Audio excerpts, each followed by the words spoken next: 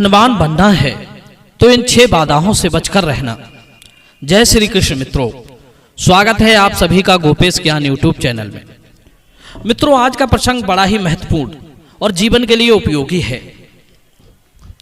आपसे निवेदन है कि वीडियो को पूरा अवश्य देख लें। कहते हैं बैठकर खाने से अपार धन का स्वामी भी कंगाल हो जाता है। मित्रों, विद्वान लोग कहते हैं चाहे आप कितने ही बड़े धनवान क्यों ना हो, फिर भी धन को विकसित करने के लिए कुछ ना कुछ काम करते रहना चाहिए। एक बात और सच है, पहले आप धनवान थे, आपने खूब सुख भोगे, और जब बाद में गरीब हो गए तो उसी स्थान पर रहकर आप दूसरे लोगों के सामने हाथ फैलाने लगे, गिड़गिड़ाने लगे। तो इससे ज्यादा निंदा की बात और कुछ नहीं हो सकती। और एक बात बताऊं, अमीर और गरीब का फर्क तब पता चलता है जब आप अपने से गरीब को देखते हो। जब आप अपने से गरीब को देखते हो तो आपको लगता है कि आप अमीर हैं, और जब आप किसी अमीर को देखते हो तब आपको लगता है कि आप बहुत गरीब हैं। 2 बातें और याद रखना, यदि आप स्वयं को संतुष्ट और खुश रखना चाहते हो तो हमेशा अपने से गरीब को देखो, और यदि धनवान बनना चाहते हो तो अपने से अधिक अमीर को देखो। क्योंकि कहते हैं जब तक बड़ा देखोगे नहीं, बड़ा सोचोगे नहीं, आप बड़े नहीं बन सकते। धन के विषय में एक बात कही गई है कि धनी व्यक्ति को धन की अधिकता के कारण लोग सम्मान करते हैं, चाहे उसने किसी भी रूप से धन कमाया हो। जबकि ऊंचे कुल में पैदा होने वाला यदि गरीब है तो लोग उसे घृणा की दृष्टि से देखते हैं। धनवान बनने के और गरीब बनने के कुछ लक्षण मैं आपको बता रहा हूं। कहते हैं बेकार, आलसी, किस्मत के सहारे निर्भर और सुस्त आदमी के पास उसी तरह लक्ष्मी नहीं आती जैसे जवानी के नशे में धुत सुंदरी बूढ़े आदमी को देखकर दूर भागती है। मित्रों, धनवान बनने के मार्ग में ये 6 प्रकार की बाधाएं आती हैं। पहली है सुस्ती, दूसरी औरत की दास्तार, तीसरी बीमारी, चौथी जन्मभूमि से प्यार, 5वीं संतोष, 6वीं बुजदिली। ये बात सच है, जो भी व्यक्ति थोड़े में संतोष करके बैठ जाता है उससे विधाता का भी दिल भर जाता है। उसकी संपत्ति में कोई बढ़ावा नहीं होता। मैं ये नहीं कह रहा हूं कि तुम असंतोषी हो जाओ, पर और अधिक और अच्छा और ऊंचा उठने का जज्बा लगन और मेहनत के द्वारा आपके अंदर होना चाहिए। इसलिए कहते हैं कि उत्साहहीन, हिम्मत ना करने वाली और दुश्मनों की खुशी में खुश होने वाली संतान को कोई मां जन्म ना दे। कहते हैं भले ही हम किसी चीज को पा नहीं सकते, पर पाने का प्रयत्न तो करना ही चाहिए। जो मिल गया उसको ठीक से संभाल कर रख लो, जो बच गया उसे और अधिक बढ़ाते जाओ। उम्मीद से अधिक धन इकट्ठा हो जाए तो उसे शुभ कामों में भी लगाते चलो। यहां पर एक बात का ध्यान रखना, प्रयत्न करने का अर्थ ये नहीं है कि आप अंधी दौड़ लगाने लगो। अंधी दौड़ का मतलब है अर्थहीन काम। अंधी दौड़ का अर्थ है बिना नापे तोले, बिना विचार किए काम की शुरुआत करना।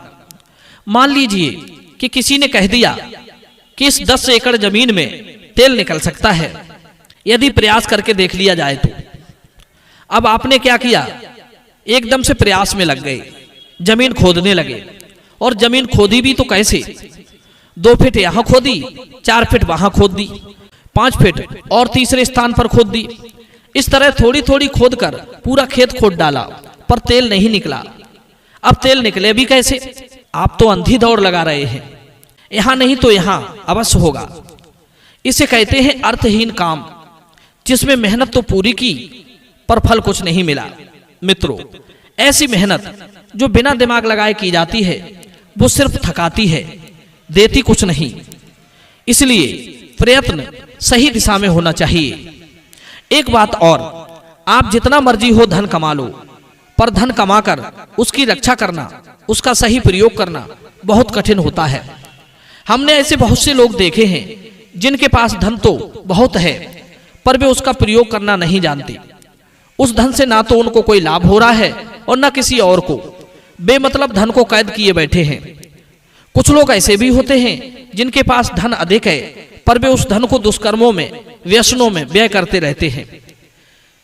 जिससे उनका धन धीरे धीरे नष्ट हो जाता है।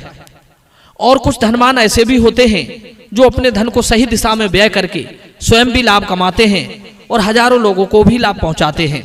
मित्रों, एक बात ध्यान रखना, अधिक धन आपको बढ़ा भी देता है और मिटा भी देता है। ये आपकी बुद्धि, विवेक और विचारों पर निर्भर करता है। उस धन का क्या लाभ जो न खाया गया और न ही उसका ठीक प्रयोग किया गया। उस ज्ञान का क्या लाभ जिसे पाकर आपने कुछ अच्छा नहीं कर पाया, किसी को लाभ नहीं पहुंचाया। धन और ज्ञान दो ऐसी चीजें हैं जो अपने साथ साथ औरों का भी भला करती हैं, बस इनका स्वामी इनका सही प्रयोग करना जानता हो। यदि इनका प्रयोग गलत हुआ तो ये अपने साथ साथ औरों को भी नुकसान पहुंचाती हैं। विद्वान लोग कहते हैं कि धन और ज्ञान धीरे धीरे ही प्राप्त होते हैं। जैसे बूंद बूंद मिलकर नदी बनती है, वैसे ही थोड़ा थोड़ा करके धन और ज्ञान अर्जित होता है। एक बात और ध्यान रखना, जिनके दिन दान और भोग के बिना ही निकल जाते हैं, उनका जीवन लोहारों की उस धौकनी की तरह होता है जो सांस तो लेती है पर उसमें जीवन का कोई अंश नहीं होता। अब मैं आपको बता दूं, धनवान बनने के मार्ग में ये 6 प्रकार की बाधाएं कैसे मनुष्य को हानि पहुंचाती हैं। पहले बात करते हैं सुस्ती की। सुस्ती का अर्थ है शिथिलता, ढिलाई, आलस्य। जो व्यक्ति सुस्त रहता है, आलस्य से भरा रहता है, उसका मन किसी काम को करने के लिए तैयार नहीं होता। वो पहले तो कार्य को टालता रहता है और यदि करने भी लगे तो ढिलाई के कारण ठीक से कर नहीं पाता। कभी कभी तो उसके द्वारा काम ही बिगड़ जाता है, जिसको सही करने में अधिक समय, अधिक धन खर्च होता है। अब बताओ, ऐसा व्यक्ति धनवान कैसे बन सकता है। दूसरी बाधा है औरत की दास्ता, यानी कि गुलामी। जो व्यक्ति अत्यधिक स्त्री में लीन रहता है, उसे एक क्षण के लिए छोड़ना नहीं चाहता, ऐसा व्यक्ति धन कमाने के सारे अवसरों को गंवा देता है। पास में जो पूंजी होती है उसे स्त्री की शौक मौज में खर्च करता रहता है। ऐसे में यदि स्त्री समझदार है, उसे अपने भविष्य की चिंता है, तब तो वो अपने पति को धन कमाने के लिए प्रेरित करती है। और यदि स्त्री भी उसी के जैसी है, तब तो बेड़ा गर्क होना ही है, फिर वो कभी धनवान नहीं बन सकता। मित्रों, तीसरी बाधा है बीमारी। कई बार व्यक्ति बीमारियों के चलते धन नहीं कमा पाता, उल्टा पास के संचित धन को भी बीमारियों में खर्च कर देता है। बीमारी के चलते वो इस स्थिति में नहीं होता कि धन कमाने के बारे में सोच सके।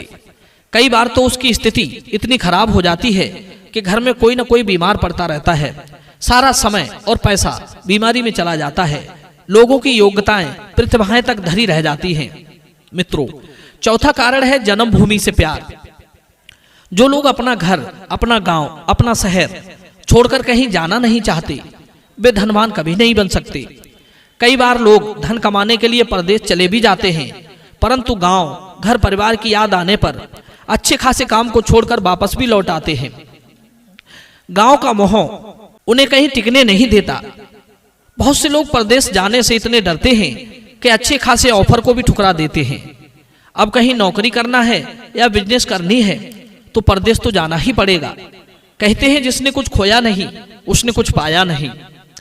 पांचवी बाधा है संतोष। मित्रों, जो थोड़े पर संतोष करके बैठ जाता है, वो कभी धनवान बन नहीं सकता। इसीलिए राजाओं के लिए भी कहा गया है कि राजा को कभी संतोषी नहीं होना चाहिए। जो राजा संतोषी होता है, उसकी प्रजा दुखी रहती है। अत्यधिक संतोष आपकी उन्नति में बाधा है। वो कुछ करेगा ही नहीं तो विकसित कैसे होगा। छठवीं बाधा है कायरता। इसका अर्थ है साहसहीन, डरपोक। साहसहीन व्यक्ति करने योग्य कार्य को भी नहीं करता। उसे हर काम बड़ा और भारी लगता है। उसके मन में हमेशा नकारात्मक भावना पलती रहती है कि ये काम मुझसे नहीं होगा, इसे मैं नहीं कर पाऊंगा।